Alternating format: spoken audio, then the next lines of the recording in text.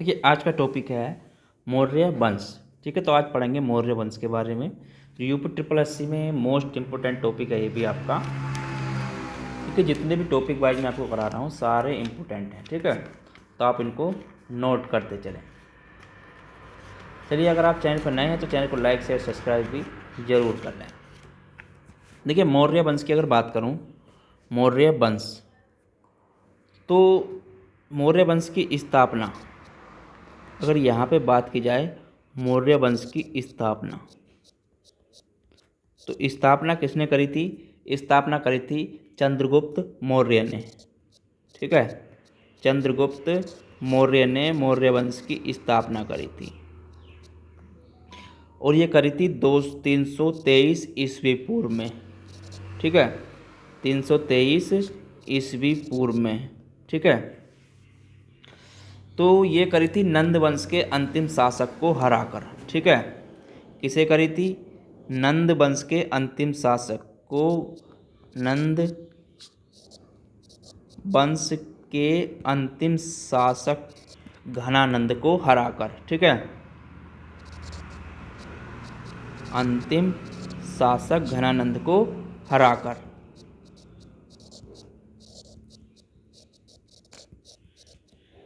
अंतिम शासक कौन था? घनानंद। नंद वंश का अंतिम शासक कौन था?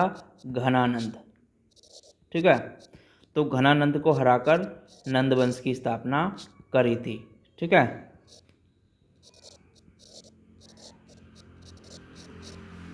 ठीक है।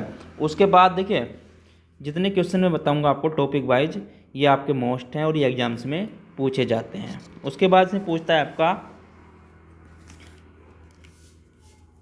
अर्थशास्त्र के लेखक कौन है? देखिए अर्थशास्त्र के लेखक, अगर यहाँ पे बात आती है अर्थशास्त्र के लेखक, तो थे आपके चाणक्य। ठीक है, चाणक्य द्वारा रचित किया आपका अर्थशास्त्र। ठीक है, चाणक्य द्वारा रचित, तो प्रसिद्ध पुस्तक है उनकी ये।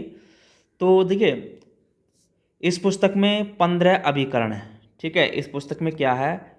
इस पुस्तक में 15 अभिकरण हैं। ठीक है, तो ये भी आपको नोट कर लेना है, ये एग्जाम से पूछ लेता है। इस पुस्तक में 15 अभिकरण हैं। ठीक है, उसके बाद बात आती है इसमें जो पूछता है आपका, देखिए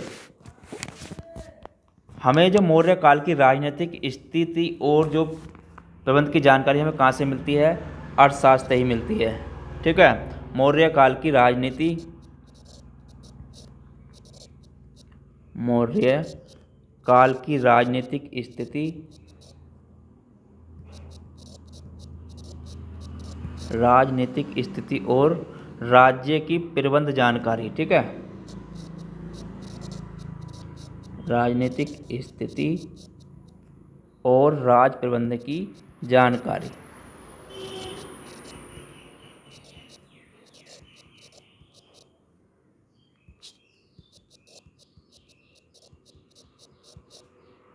ठीक है, तो कहाँ से मिलती है? अर्थशास्त्र से ही मिलती है। ठीक है, उसके बाद देखिए, उसके बाद पूछता है आपका मुद्रा राक्षस। ठीक है, तो मुद्रा राक्षस किससे संबंधित है? ये क्वेश्चन भी आ जाता है, कई बार पूछा जा चुका है। ठीक है, मुद्रा राक्षस, तो मुद्रा राक्षस के लेखक जो हैं आपके, वो हैं विशाख दत्त। ठीक है, कौन है? विशाख दत्त, विशाख दत्त द्वारा रचित।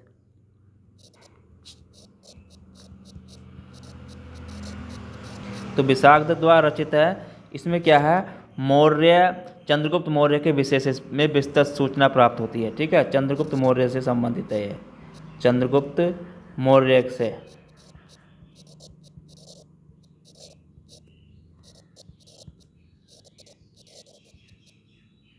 ठीक है, तो चंद्रगुप्त मौर्य से ये संबंधित है।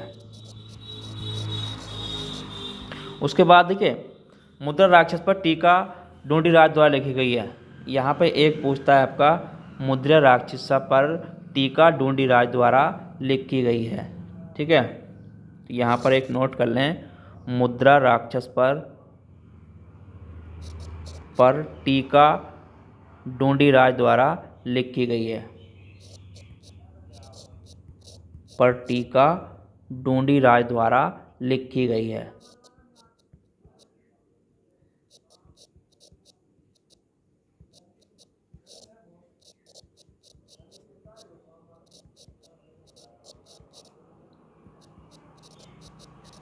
ठीक है, तो ये भी नोट कर लेना है, ये पूछ लेता है। उसके बाद इसमें आता है चंद्रगुप्त मौर्य की मृत्यु के बाद उसका पुत्र बिंदुसार गद्दी पर बैठा था। ठीक है, बिंदुसार की अगर बात करूं, शासक कब बना? ठीक है, तो चंद्रगुप्त मौर्य के पश्चात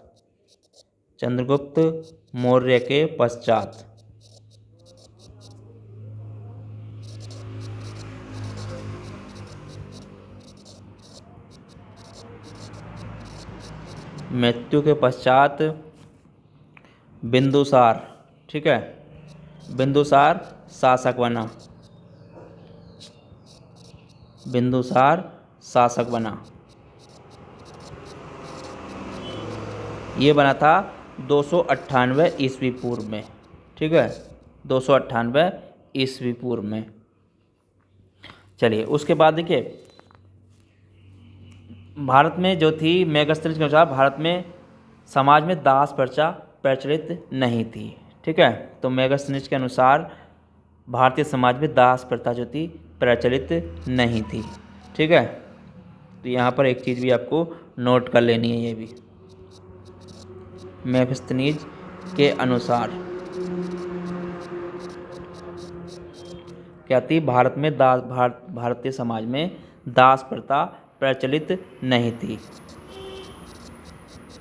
भारतीय समाज में दास प्रथा प्रचलित नहीं थी।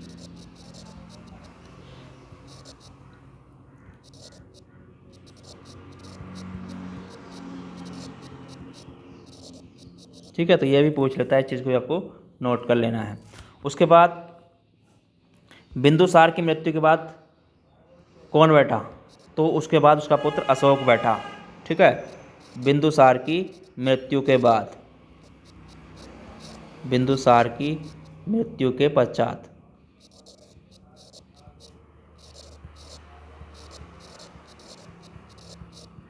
देखिए, ये कौन था? चंद्रगुप्त मौर्य का पुत्र था। ठीक है, तो उसका पुत्र गद्दी बैठा, उसके बाद उसका पुत्र गद्दी पर बैठा। ठीक है, तो उसका पुत्र अशोक कौन बैठा? चंद्रगुप्त बिंदुसार की मृत्यु के बाद उसका पुत्र अशोक गद्दी पर बैठा। ठीक है, कौन बना? अशोक शासक बना। ठीक है, अशोक बना शासक। देखिए, अर्थशास्त्र में सर्वप्रथम राज्य के सप्तांग सिद्धांत जो मिलते हैं आपको, काय मिलते हैं आपको? अर्थशास्त्र में सर्वप्रथम राज्य के सप्तांग सिद्धांत मिलते हैं। ठीक है, तो इस चीज़ का आपको ध्यान रखना है, ये भी एग्जाम्स में पूछ लेता है। यानी कि अर्थशास्त्र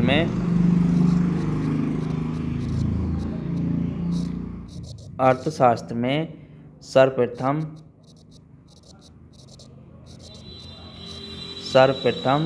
राज्य के सप्तांग सिद्धांत मिलते हैं। ठीक है,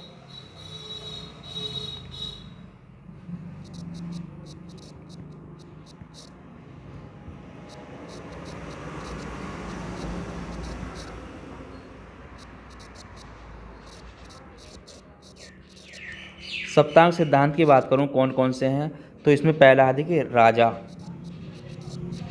राजा आमत्याय। तीसरा है आपका जनपद।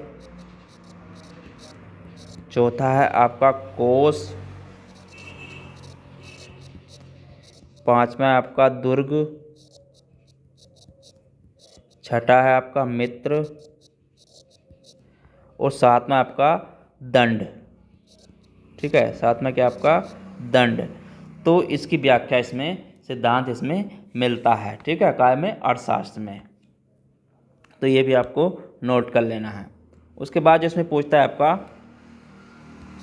देखिए, सेंट्रोकोटस के रूप में पहचान करने वाला विलियम जोन्स पहले सिद्धांत है। चंद्रगुप्त मौर्य की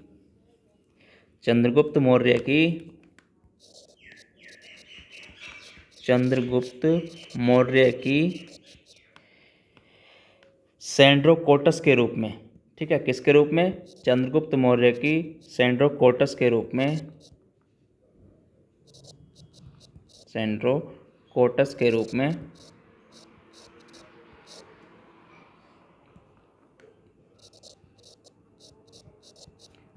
में, पहचान करने वाला पहले विद्वान कौन थे,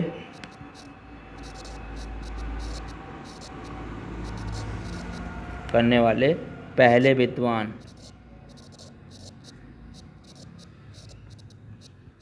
तो पहले विद्वान जो थे वो थे आपके जोन्स, विलियम जोन्स, ठीक है। कौन थे आपके, विलियम जोन्स,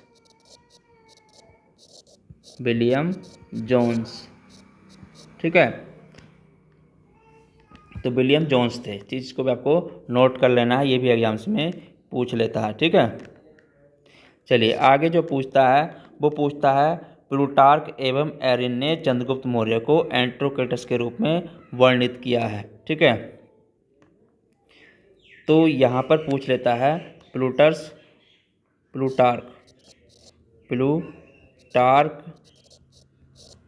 एवं एरियन ने चंद्रगुप्त मौर्य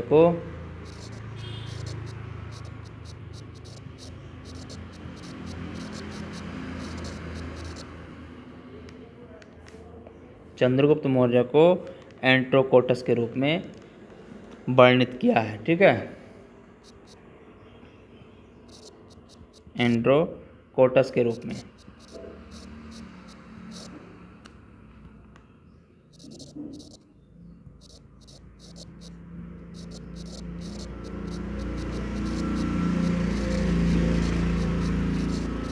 तो ये भी आपको ध्यान रखना है, ये भी एग्जाम्स में पूछ लेता है, ठीक है।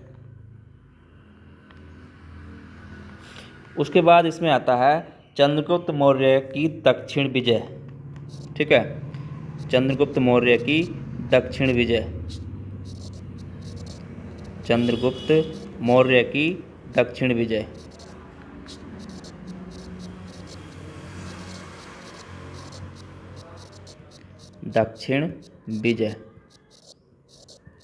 देखिए, चंद्रगुप्त मौर्य की दक्षिण विजय जो है, इसकी पुष्टि जैन एवं तमिल साक्ष्य में होती है, ठीक है। इसकी पुष्टि जो होती है जैन एवं तमिल साक्ष्य से होती है, ठीक है। इसकी पुष्टि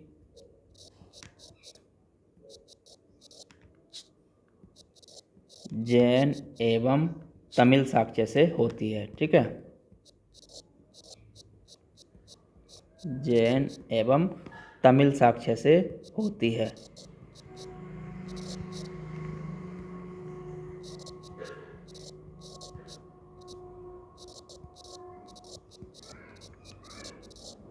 तो ये भी नोट कर लेना है, ये भी आपका एग्जाम्स में पूछ लेता है। उसके बाद इसमें जो आता है आपका वो है, देखिए थोड़ा सा आपको नोट कर ले, इसमें प्रमुख भारतीय राजा और उनकी उपाधियाँ क्या थी, ठीक है, प्रमुख भारतीय राजा और उनकी उपाधियाँ, प्रमुख भारतीय राजा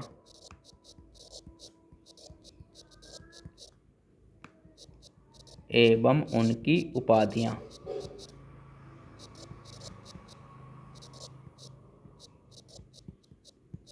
देखिए, प्रमुख भारतीय राजा और उनकी उपाधि की बात करूं तो बिंदुसार की अगर उपाधि की बात करूं, तो बिंदुसार को जो उपाधि दी गई थी वो दी गई थी अमित्र घात की, ठीक है, अमित्र घात की उपाधि बिंदुसार को। उसके बाद जो इसमें उपाधि दी गई थी अशोक को, किस किस की उपाधि दी गई थी, कि अशोक की बात करूं तो अशोक को जो उपाधि दी गई थी वो दी गई थी प्रियदर्शी की, ठीक है, प्रियदर्शी की उपाधि दी गई थी अशोक को। और इसमें दी गई थी देवानाम्पिर्य की, ठीक है, देवनामापिर्य की, देवनामापिर्य की।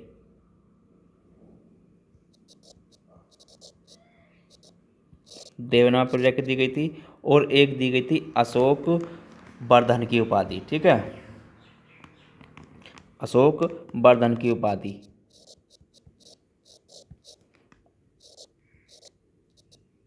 अशोक वर्धन की उपाधि भी दी गई थी।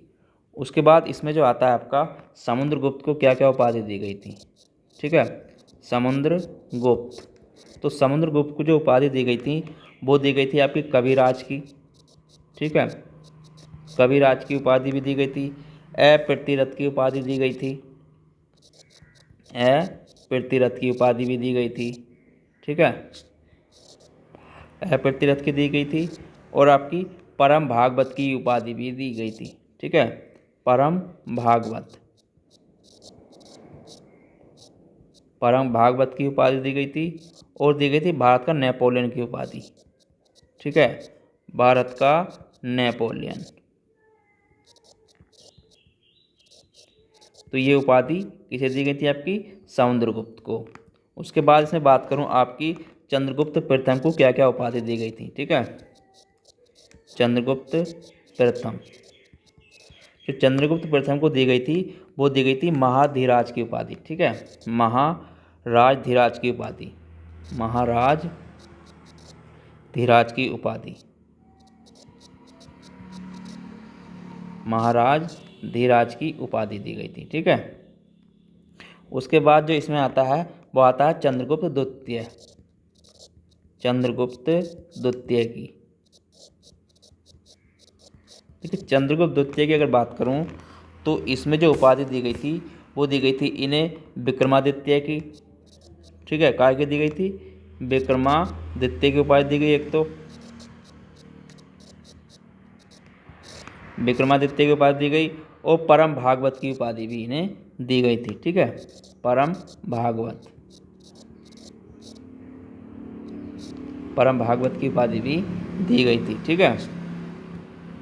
उसके बाद आता है आपका हर्षवर्धन को उपाधि क्या क्या दी गई थी, ठीक है, हर्षवर्धन, ठीक है। हर्षवर्धन की बात करूं तो हर्षवर्धन को एक तो शिलादित्य की उपाधि दी गई थी आपकी, शिलादित्य,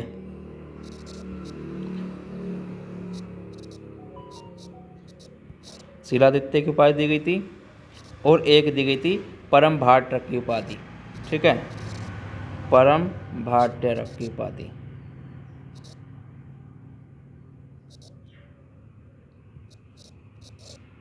ठीक है। तो ये हर्षवर्धन को उपाधि दी गई थी। उसके बाद इसमें आपका कनिष्क, तो कनिष्क को क्या क्या उपाधि दी गई थी, देखिए कनिष्क को उपाधि दी गई थी आपकी देवपुत्र की, ठीक है, काय की उपाधि दी गई थी, देवपुत्र की, ठीक है। तो ये कनिष्क को उपाधि दी गई थी। तो देखिए जितना भी है मैं आपको सारा टॉपिक वाइज आगे कराने वाला हूँ, ठीक है। तो जैसे जैसे होगा मैं आपको आगे कराऊंगा इसमें, ठीक है।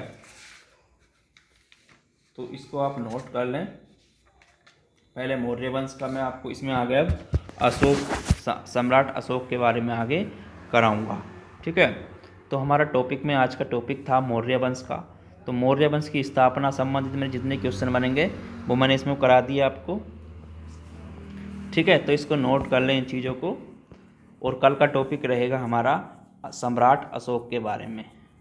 तो आज का टॉपिक को यहीं पर समाप्त करते हैं, कल मिलेंगे इसी समय। जब तक के लिए धन्यवाद।